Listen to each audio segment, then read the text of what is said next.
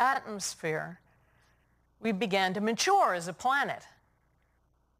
Somewhere between that 4.6 billion years and the 3.8 billion years to which we can go back, we got life.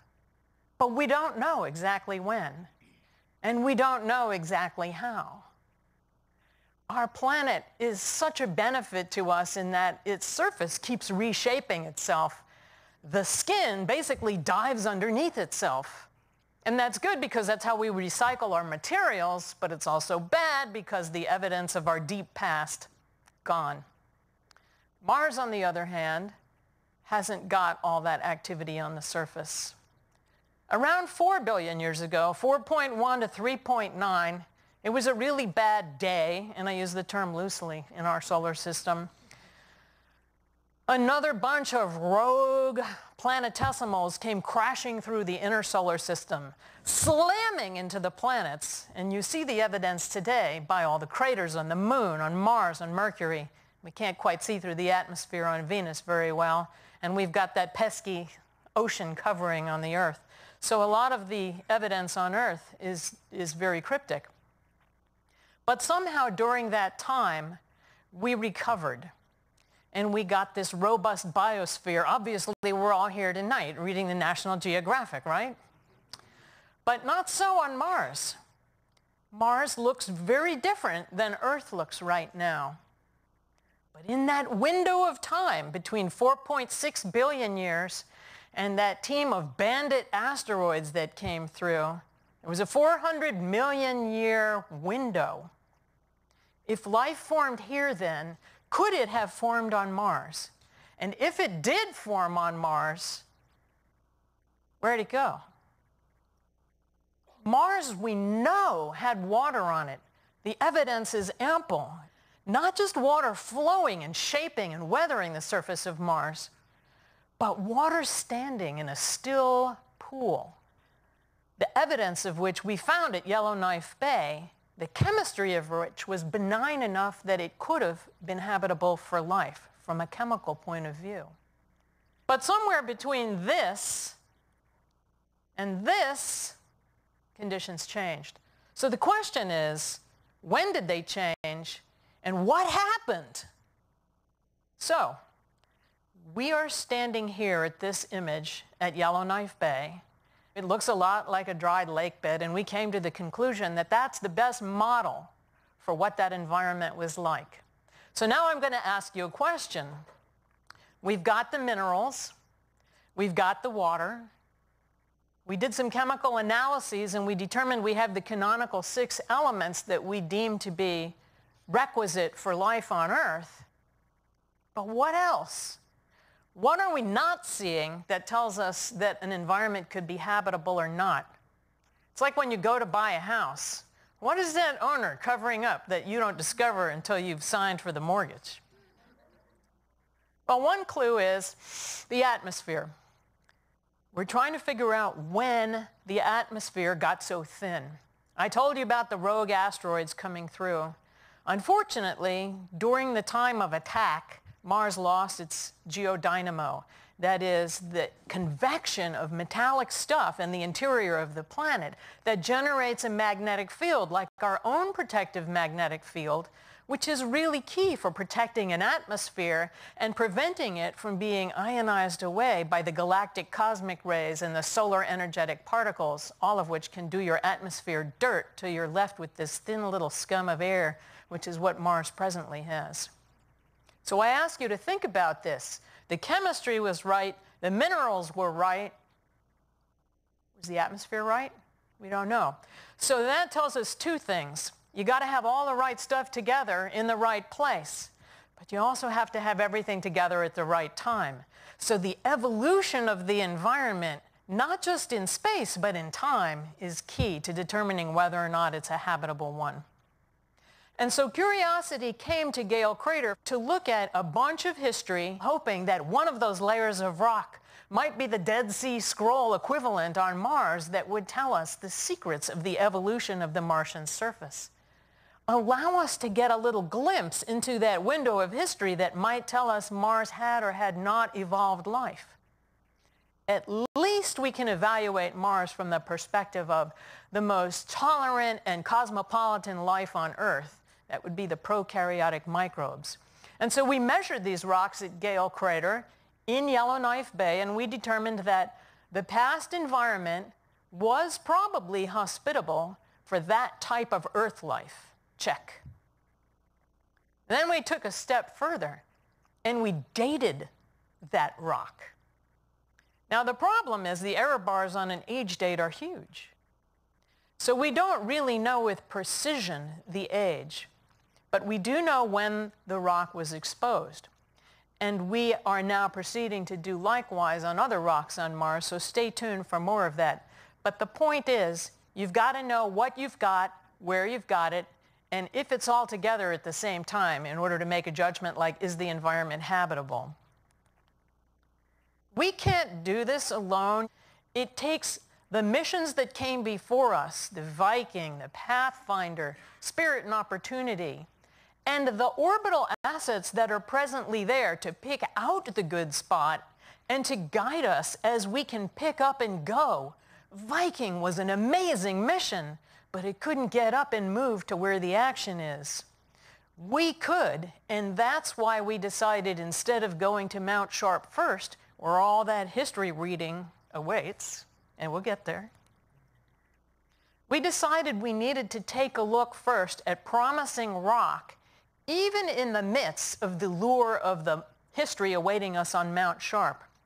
And so we decided instead of going to Mount Sharp to the left, that we would go to the right and check out these interesting rocks, these features, these sedimentary structures that portended a right sweet spot in history when we might have had a habitable environment.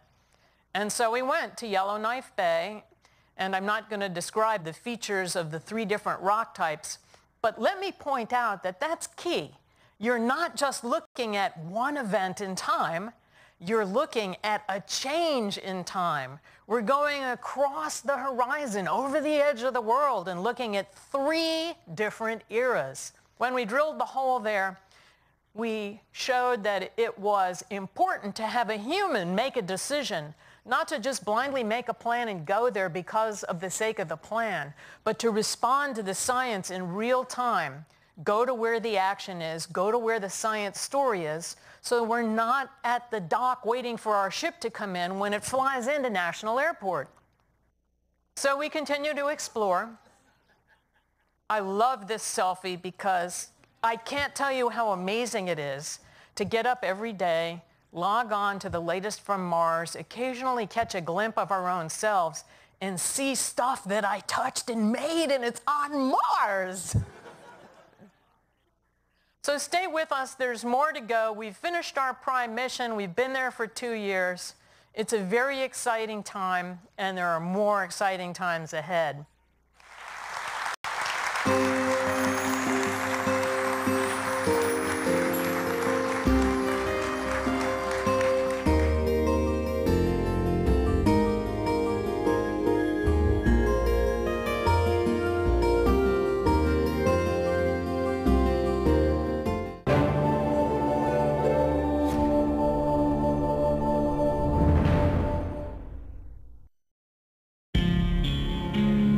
VOA, exploring the world around us.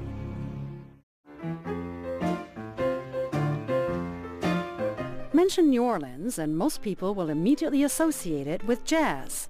And that distinctly American music can be heard everywhere throughout the city, including at this jam session by a group of National Park Rangers. Make it neat, make it proper, lay it low. National Parks traveler Micah Meyer recently visited New Orleans to soak up some of those sounds and learn about the city's other cultural highlights.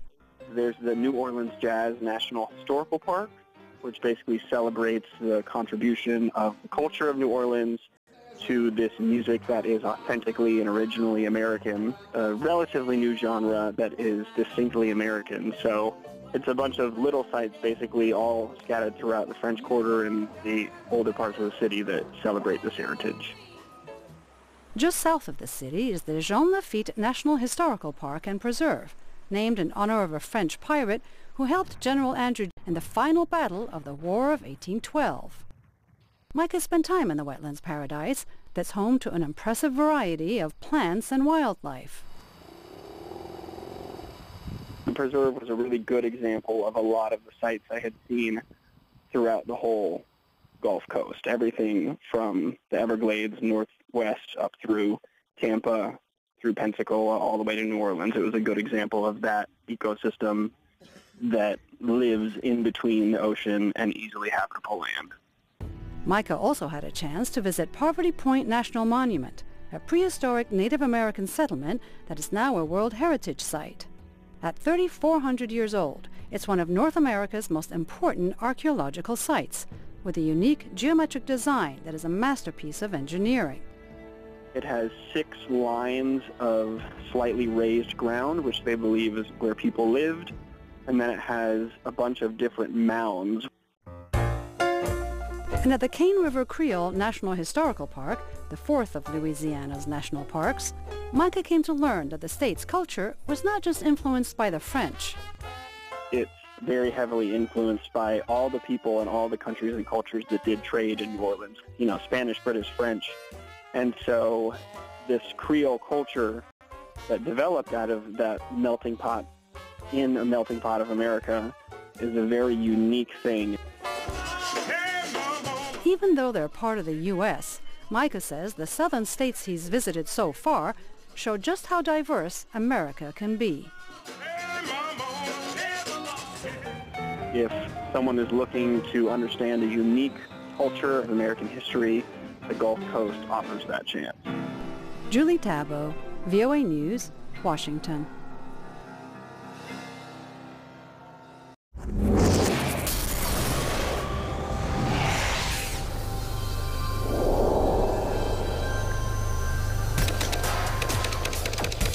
Come on. From battlefield to lab, Harvard bioengineer Kit Parker aims high. How come this thing doesn't go all the way up?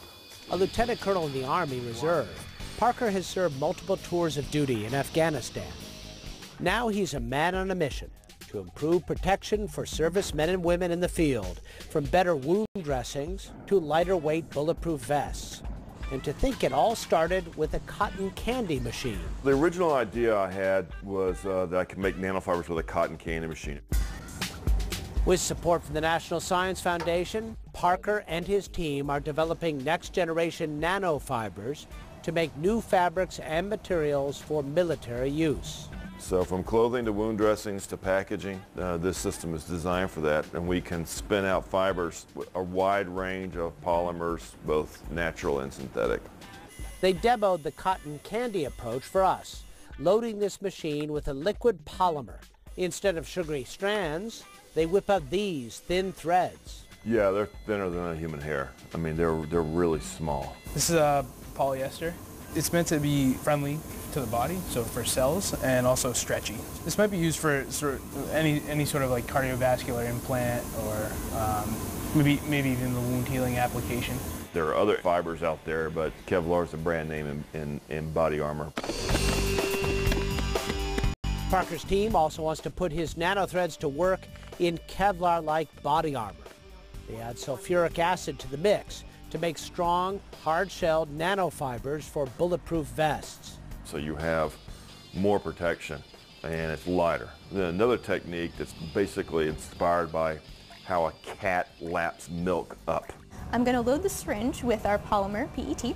The very tip of this bristle will dip into the droplet that forms at the top of this needle and whip it around as it rotates. And that nanofiber will be collected straight at that target.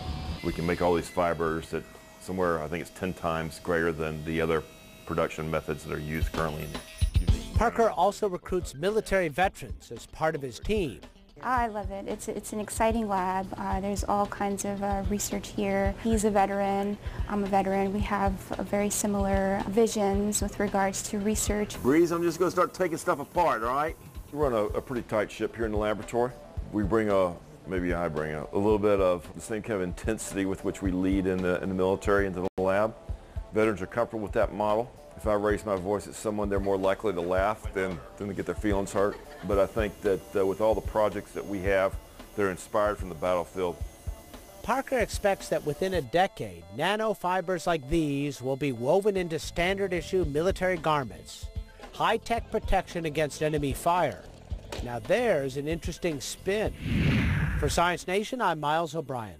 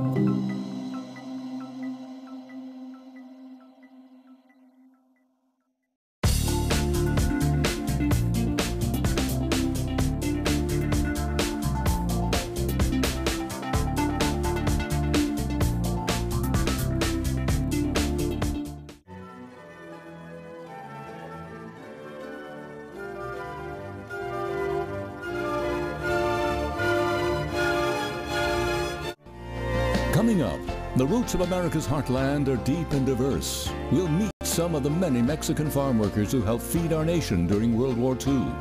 A Texas ranch dating back to the earliest Spanish settlers adjusts to modern times, and tourism. The Peach State honors its namesake fruit and celebrates the harvest. And a California farmer whose juicy crop evokes some of our sweetest childhood memories. America's Heartland is next. You can see it in the eyes of every woman and man in America's heartland, living close to the land. There's a love for the country and a pride in the brand in America's heartland, living close to the land in America's heartland.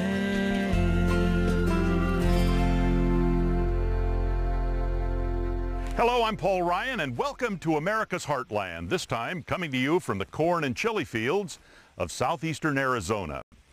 One of the great American ideals is the belief that hard work and dedication rewards anyone, regardless of background, race, or religion. History suggests that agriculture can provide a stepping stone for new generations to achieve the American dream. And we found a good example in the early days of World War II. Our nation desperately needed workers on our farms and in our fields. Millions of Mexican men answered the call, providing income for their families and food and fiber for us. I recently met some of the people who took part in one of America's most successful guest worker programs. They are called braceros.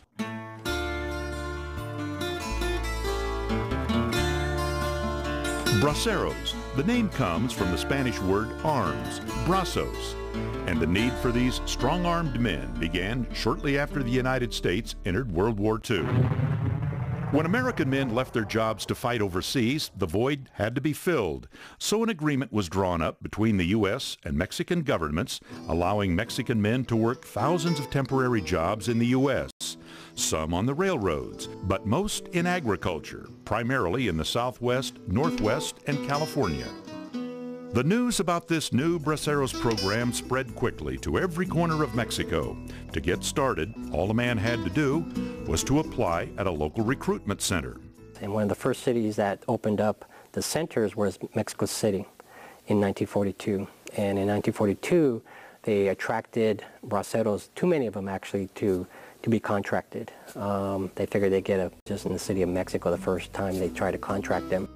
While still in Mexico, prospective braceros were screened to make sure they had no criminal record. Once accepted, the men were transported from Mexico to the U.S. The program worked so well that it continued far after World War II, officially ending in 1964. For many braceros, their first stop was Southwest Texas. Just outside the city of El Paso is the community of Socorro, Texas, where you will find this collection of historic buildings known as Rio Vista Farm. It began as a poor farm, a refuge for rural poor back in 1915. But in 1951, it became a processing center for braceros crossing the Rio Grande from Mexico into El Paso. Thousands came through here, and today, some have returned. It was years and years ago, but I still remember all this. Mauro Rodriguez left his family's farm in Mexico to forge a new life in the United States. If I didn't do that, like bracero, we'd die over there because we was poor up there. My father was a farmer. I was born in the country and I studied agriculture at school in Mexico. This background in farming made Jose Ramirez Delgado a natural for the Braceros program. He came through Rio Vista after having farmed cotton in Mexico. That gave him an advantage since picking and processing cotton were skills in high demand in Texas and New Mexico. Today he lives in Juarez, Mexico, near El Paso. This was the first time he had been back to Rio Vista in decades. Thank God I've been able to come back to see where I was contracted to work in the fields. I even worked at that ranch across the street. Today, while part of Rio Vista is a community center, much of it remains in a state of arrested decay. But that makes it easy to reminisce.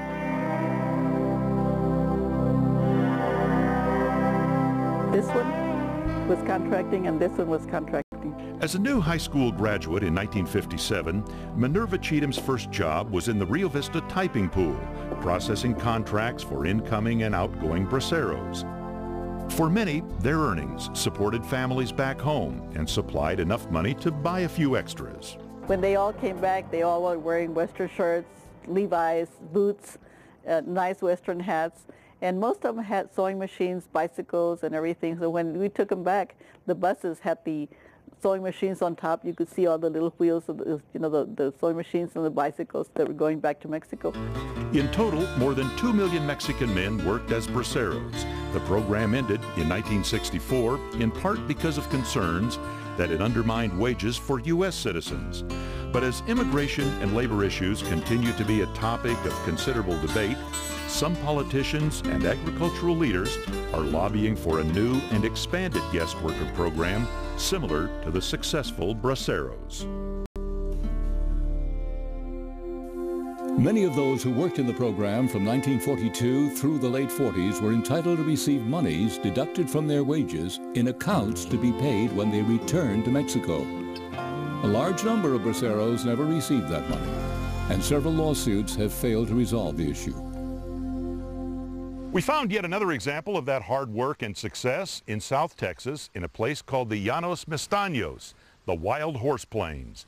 The history of that region is being kept alive on cattle ranches that have been in operation for 200 years, some in the hands of descendants of those early settlers.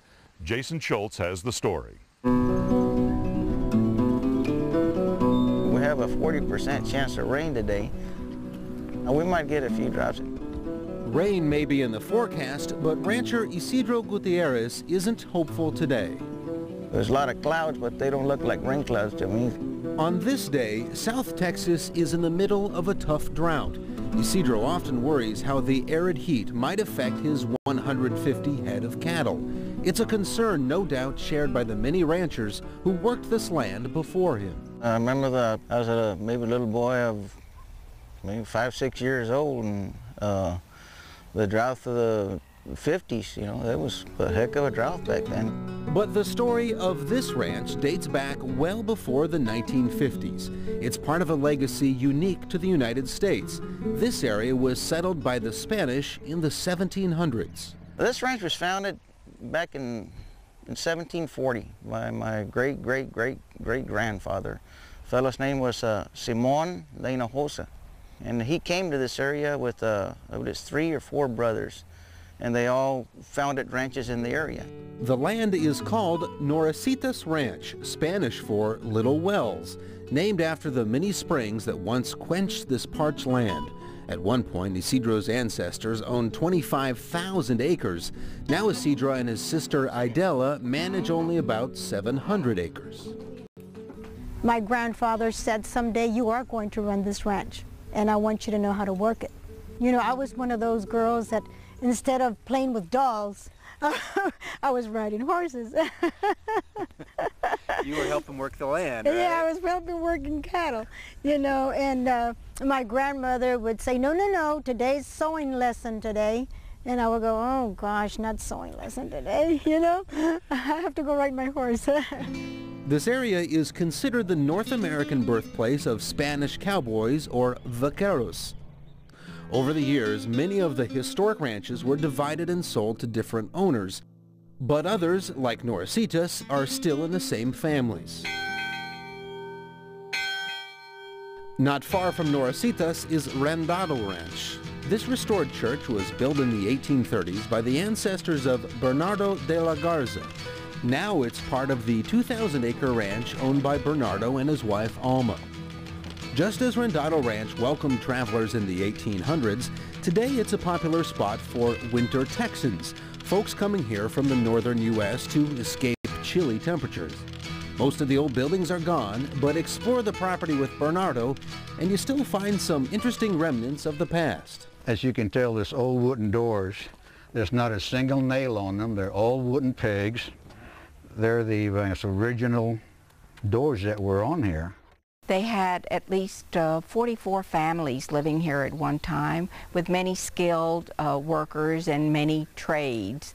They had a cotton mill, they had a sugar mill, they had a mason, they had bakers, they had carpenters. Whenever they would butcher beef, you had to have a big fandango, a big party, in order to utilize all that meat.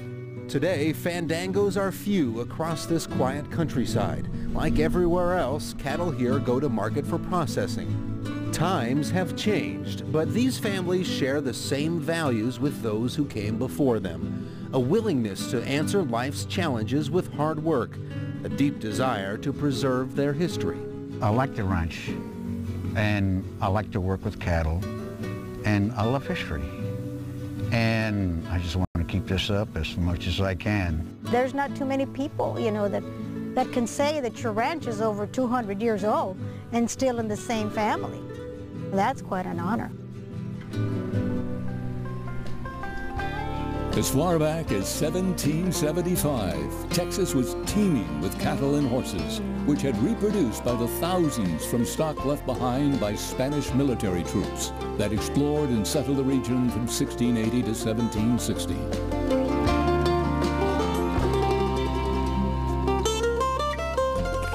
Still to come on America's Heartland, we'll take you down south to savor the flavor of Georgia's famous peaches and meet the farmers who grow them. Plus a trip to California and a peach farmer poet. There are few tastes of summer more symbolic and succulent than this right here, the plump, ripe, juicy peach. Of course, the fuzzy fruit is often associated with the peach state. Well, Pat McConaughey recently visited a Georgia farm that's been raising peaches for 100 years and discovering new ways to share them with fruit lovers all across the heartland. June is the height of peach season in where else but the state known for this juicy, sweet fruit, Georgia. That means things are in high gear at Lane Packing Company, home to extensive orchards and Georgia's largest peach packing operation. My great-grandfather was a pioneer in the peach industry in the early 1900s, and he did things, you know, entirely different from the way we do them now, because he didn't have the technology. Duke Lane is a fourth-generation family member who's carrying on the legacy. Despite technological advances, one thing that's pretty much stayed the same is harvesting. One by one, each peach is picked by hand. Why is it so labor-intensive? It's just a delicate fruit. It bruises easy. David Lane is Duke's cousin. He oversees the family's 3,000-acre orchard.